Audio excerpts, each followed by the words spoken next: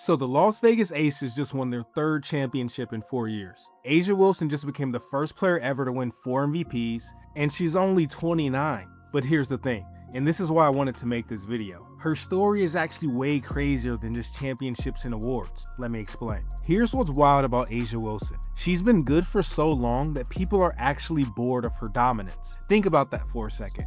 We're watching someone rewrite the record books, literally breaking unbreakable records, and half the league's fans are like, yeah, whatever, we know she's gonna win. She went from #1 high school player in the country, averaging 35 points and 15 rebounds her senior year, to SEC Player of the Year 3 times. She won a national championship at South Carolina in 2017, which was their first ever. She was the #1 draft pick in 2018 and won Rookie of the Year. This isn't an underdog story. This is what happens when someone who's supposed to be great actually becomes greater than anyone imagined. So after that Rookie of the Year season, everyone's watching Wilson like, okay, what's next? In 2019, she drops 39 points against Indiana, her new career high, makes her first All-Star team, but the Aces barely make the playoffs and get bounced immediately. Then 2020 hits, the bubble season. Everything's weird, everything's compressed, and Wilson just goes off. She's averaging 20 and 8, and she caps her great season off by winning MVP. The Aces make it all the way to the finals. They're playing Seattle for the championship, and they get swept.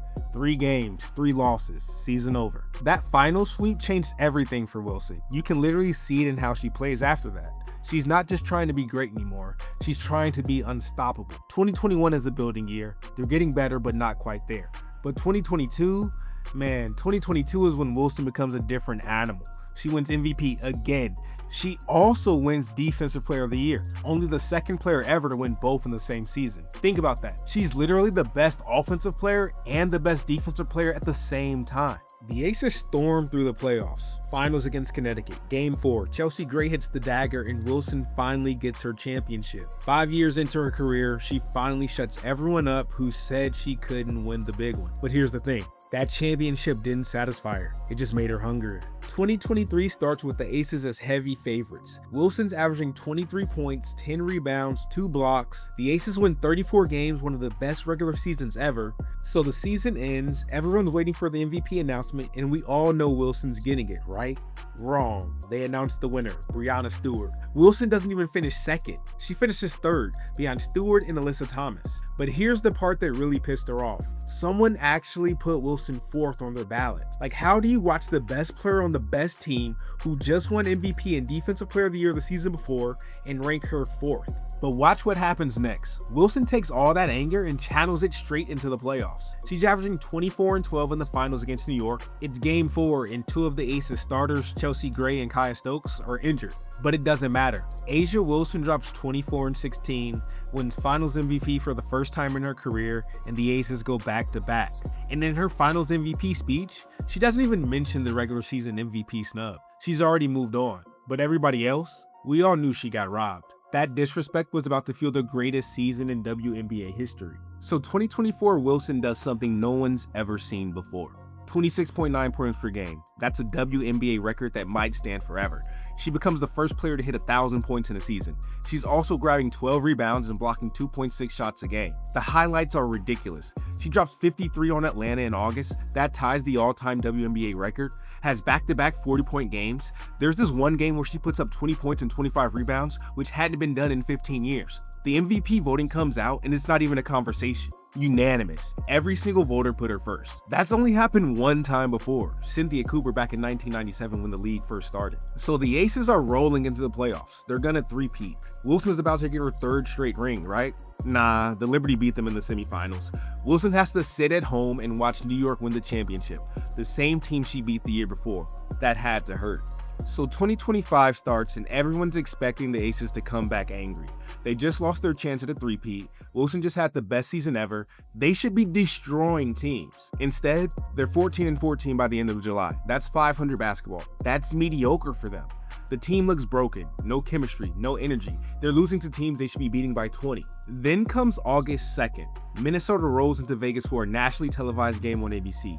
Saturday afternoon, everybody's watching. The Lynx absolutely destroyed them. Final score, 111 to 58.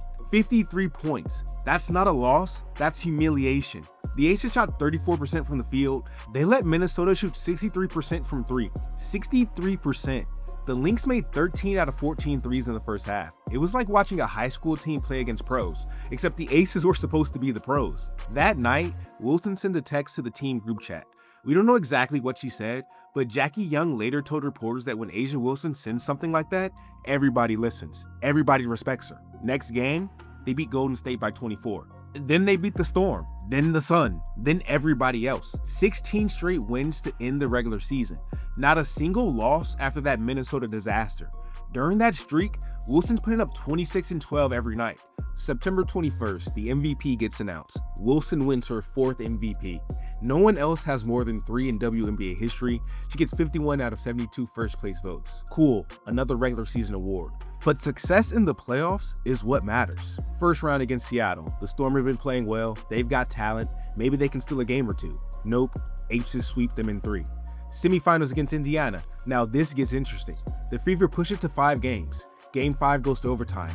Wilson and Jackie Young both go absolutely nuclear.